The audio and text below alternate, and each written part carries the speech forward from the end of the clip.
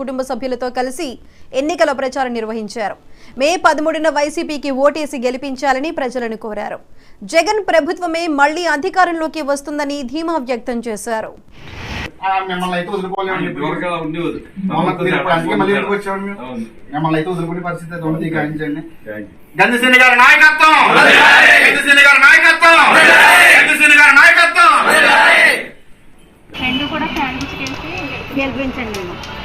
భీమవరం అంటే I love Bhimavaram. ఇంకంతకన్నా ఏం చెప్పలేదు. భీమవరం అంటే ఒక పెద్ద, అందుకోసమే భీమవరం జిల్లా కేంద్రం కావాలని చెప్పేసి బలంగా కోరుకుంటే అక్కడ తాడేపల్లిగూడెం కావాలని కొడిసొచ్చాడు గారు.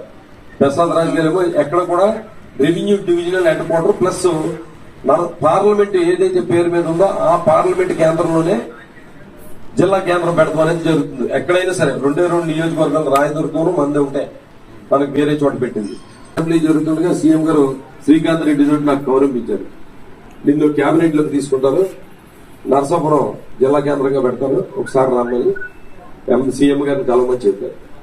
అప్పుడు ఒకటే చెప్పారు, మంత్రి పదవి సంగతి దేవుడు, జిల్లా కేంద్రం భీమవరం ఉంటే కనుక ఎమ్మెల్యే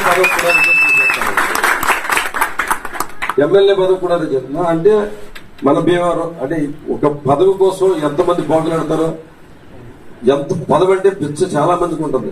అక్కడ మన అసోసియేషన్ లో ఉందనుకో, మన అసోసియేషన్ మాకు రాలేదు మాకు ఇవ్వలేదని చెప్పాలనుకునే వాళ్ళు జరిగి ఉంటాయి.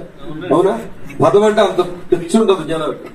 అసలు మంత్రి అవడం అంటే అది అదృష్టం ఉండాలి. ఒకసారి మంత్రి అయితే చాలా ప్రోటోకాల్ వేరేగా ఉంటుంది.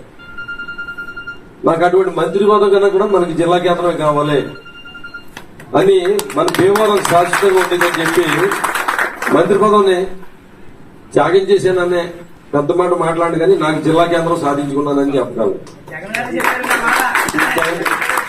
అలాగే భీమవరం అభివృద్ధి కోసం మీరు ఏదైతే ఒక బండి పాడైపోతే దాన్ని రిపేర్ చేసి రన్నింగ్ లో పెడతారో, అభివృద్ధి ఆగిపోయి అభివృద్ధి చేయకుండా పదవి అంటే పేపర్ చదవడం, ఎవరన్నా వెళ్తే పేపర్ చదువుతూ కూర్చోవడం కాదు.